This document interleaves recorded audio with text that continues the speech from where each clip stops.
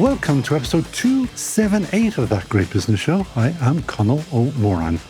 Now, everyone agrees AI will change the world, but it's the big question is who is going to pay for it?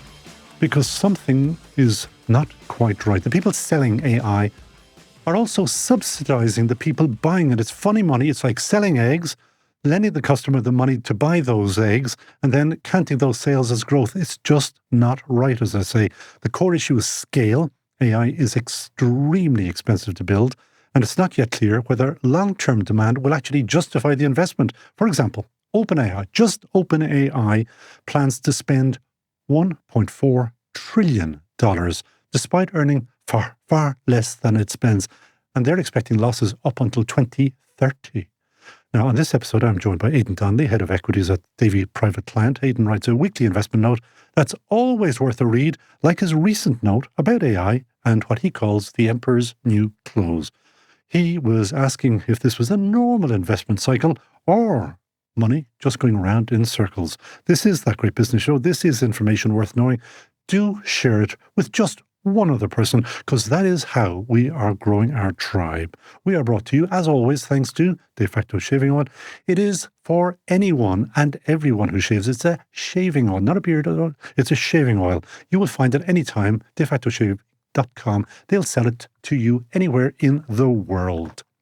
Aidan Donnelly, welcome to That Great Business Show. Not for the first time, I think, is this your third time? Third or fourth time. And then in previous existences, we had a few running around. And we were on radio back in the day, but radio's dead. We know that. Not the time. Anyway, where do we start with AI? Because everybody's talking about it. Everybody knows there's a problem. Everybody talks and says, okay, where's the money coming from? But you know, and I know, I'm old enough and you're old enough to know, it doesn't smell right. It doesn't look right. Well, let's take a step back, right? Because the starting premise there, what's really important is actually I'm a very big believer in AI, right? Same here. I believe it will happen. Well, I think it is happening, and I'm using it. Don't worry. I think there's a few things, right? I think that there is the idea that everybody thinks that it's just kind of this nebulous thing out there that but it's not. AI is automation. It's digitalization. It's lots and lots of different things. Everybody that and has probably been going on for years, and just somebody has come up with the coin. AI. Let's all do this, right? I fundamentally believe, as we look back in years and years to come, the real winners out of AI will be the companies that deployed AI, not the ones that developed it. And I say it's a bit like the internet, right? Everybody goes, no, I'm not quite sure about that. No, think about it, right? Amazon did not discover the internet. Amazon utilized the internet and deployed their their services on the internet, and they were a big winner. Who remembers AOL or a Netscape or all of these other things that were the founders of it, right? That is where I think ultimately we are on AI, and I don't think there's a company out there that will not benefit from some, and maybe the applications aren't available today, but they will be in the future. Some element of AI being deployed in the business, whether it's right now we're seeing it in terms of call centers and finance operations, in terms of running your accounts receivable, all of that type of stuff. So you're seeing it working, and it is hugely beneficial, right? I think it will be more and more and more. That is the reality, if you will. We then step into the stock market interpretation of the future, which is always a little bit cagey, and we've been around the block long enough to know that there are times when hype comes through, and then some of the air comes out of that hype, and it's a question of who's left standing at the end of it. I think the when you look at it, you're right to a certain extent in that it is very, very costly, right?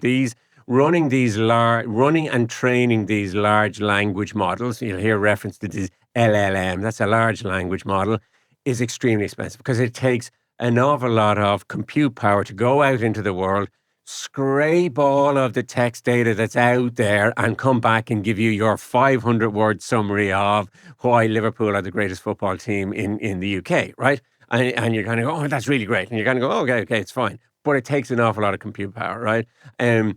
And training that stuff up takes an awful lot of compute power. So you need all of that. Now, the thing about it ultimately is, and where I think we're at a point is there are some infinitely more intelligent people in this world, particularly involved in AI, that were kind of the grandfathers of AI. And one guy, Lagoon, who's just leaving Meta, right? He was one of the founding fathers, and he's a believer in saying that, look, the future's not about large language models, it's about a world model. And he said a world model is, he said exactly how you don't, when you're training, when you're teaching a toddler how to live, right?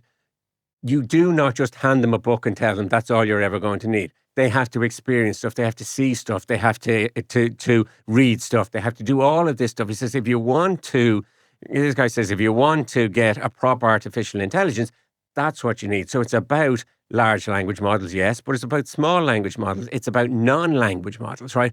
All of these things. So the goal right now, and all the money is chasing getting the best large language model out there.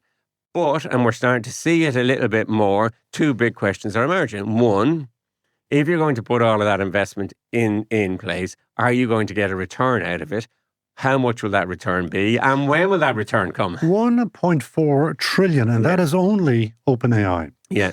Take a number, say 10% return on that. You're never going to get 10% per annum on that money.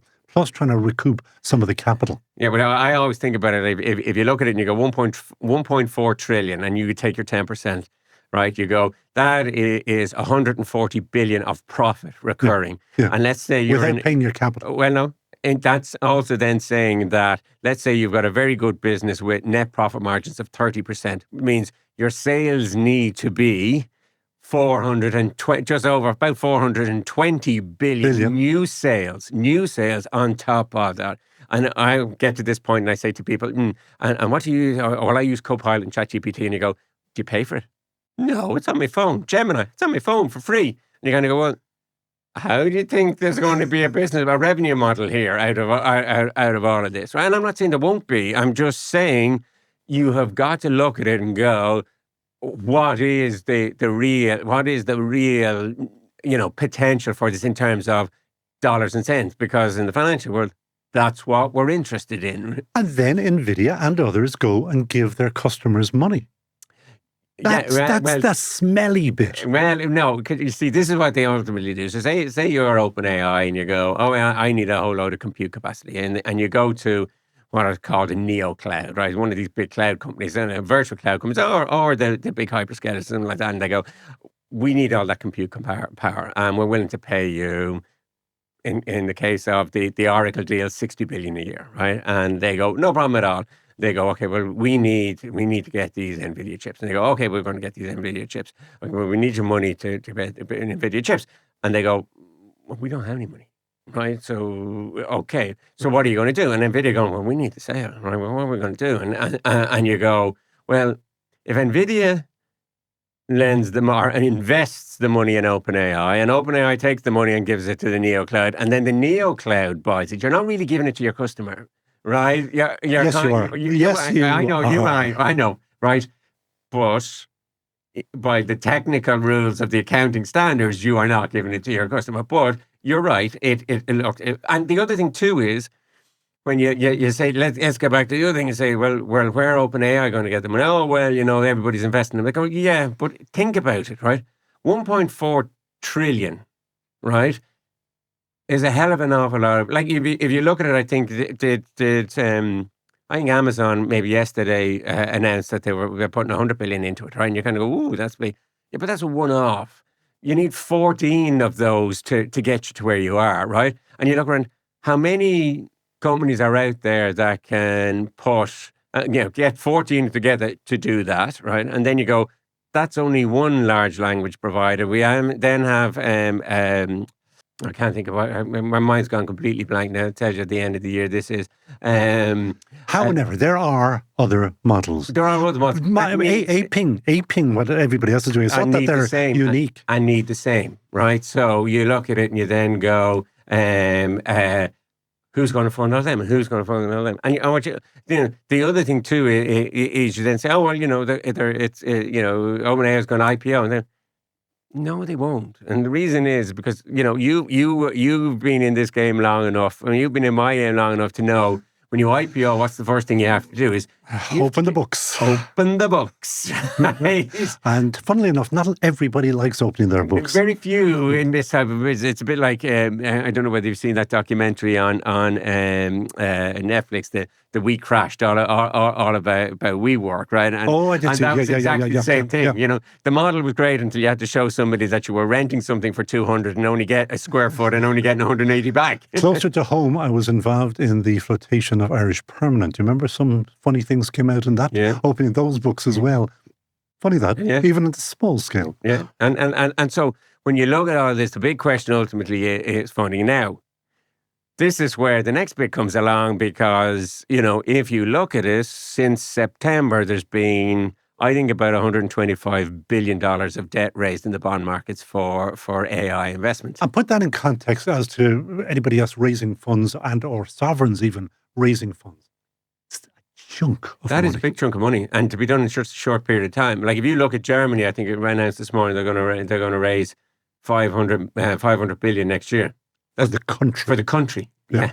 For the country, right? And you're kind of going, not so sure about that. But anyway, so again, and like the thing about it is most of that's coming from the big hyperscalers. And if you're sitting in their seat, right, you kind of go, we've got to kind of spend X amount of money, right? So let's say you're Google and you're paying, or your Alphabet, and you're 100 billion, and Meta's doing 80 billion and things like that. And you're going to go, okay, we need to fund it. We need to spend this. And you're going to go, we can use our cash, or we can get these lads over here that were willing to lend us at very, very low rates. Yep. And they take the risk. And you go, I think I'll use their money. Thanks very much. And of course, and that's normal. But does that also suggest that there's just way too much cash in the system available? Well, there is way too much cash in the system sloshing around. There's no doubt. There's no doubt about that. But the question is, and we've always seen this in investment cycles, you know, bad investments get burned eventually, right? And like the bubble is growing. Yeah, and look, it is again, you can argue. A lot of people saying it's a bubble and thing, and they're like, I kind of look at it and I go, look. There's always going to be winners and losers. And what you've got to look at it is, as I said in my investment, said, who can afford to make the investment? Who has a proven track record of making successful technology investments? Who has a diversified business model for which this will be an addition to what they've already got, not the single pony in the race, right, for them. And that's where you start looking at it and you're kind of going, that's where the potential is and the opportunity lies. And you might say to yourself, actually, you know what, maybe we underestimate the success those will have. But at the same time, they're getting lumped in with a whole load of stuff that may or may not be around. We're concentrating too much on the companies that we know of because they're open and that we can see them. Because there is also, I presume, a huge amount of investment happening in China in the very same area. Well, I heard an interesting stat, and I haven't been able to validate it or not, but my source from it was pretty good. And he told me that 70% of the AI engineers in the world are in China. 70%. And they're not sitting on their tushes. No. And the thing about it is, and this is the other thing that's kind of important, you look at it and you go, you remember earlier this year we had the whole scare, or the sector had a whole scare about DeepSeek when it came out, and then everybody, it doesn't really matter because no Western company is going to put Chinese software on their devices and things like that.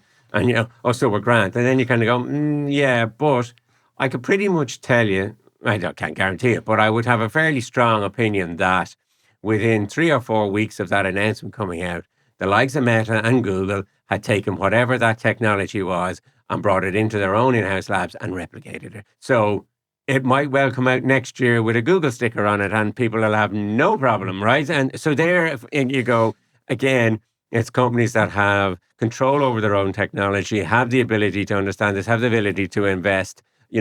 It's not going to be that everyone is going to be switching over to things. But what I think the model ultimately works is, and like you look at it and you're going to go, if I said to you, 5 years ago, I turned around and you said, you know what?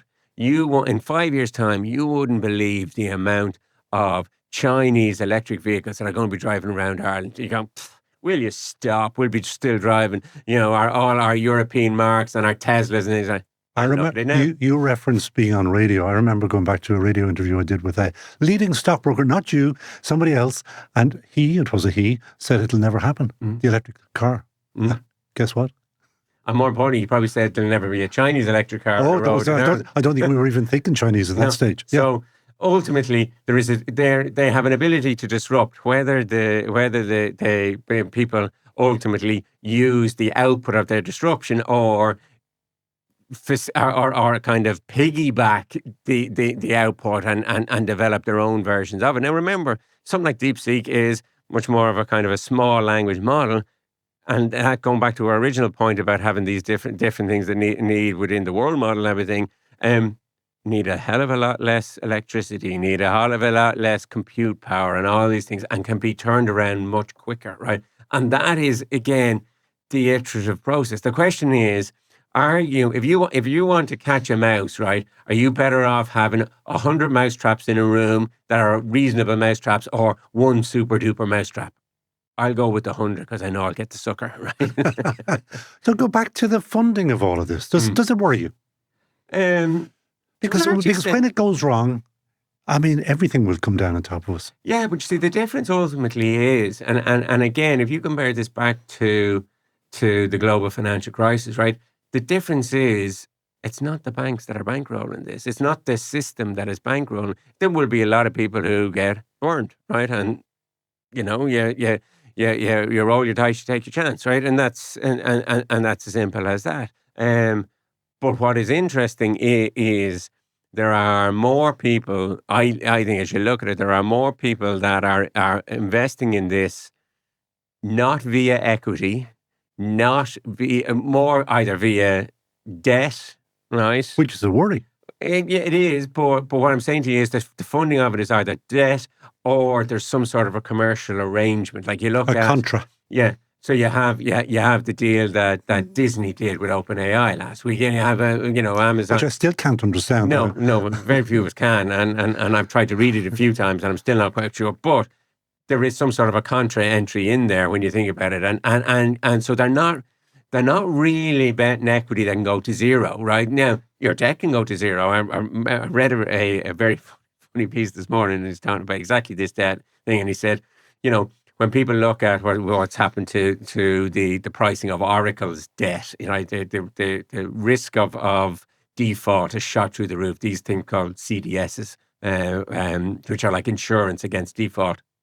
And he said, at the end of the day, Oracle's not going to go bust. And he said, as soon as I had that out of my mouth, he said, I was reminded of a conversation I had back when I was covering the Asian markets in 1997, just before the currency crisis, and in the Asian currency crisis. And they said, Garuda Airlines, sure, that'll never go bust. 2 years later, I had a significant debt restructuring and the debt holders got wiped out. It didn't go bust. But it wasn't a very pleasant experience for who it ultimately ended up, So, give me your outlook on this. Who wins? Who loses? Name those people. I think at this stage, right, it is impossible to say who's going to win. I like that kind of honesty. And I tell you who I come back to my original point. I tell you who I think, without knowing names, right, I think there are a cohort of companies that are going to win that realize the potential of AI, look at their business and find the best places to deploy that to improve or optimize the efficiencies of their business. They're going to be the big winners. And they could be anybody, because actually when you look at any business, there is opportunities within every business to do exactly that.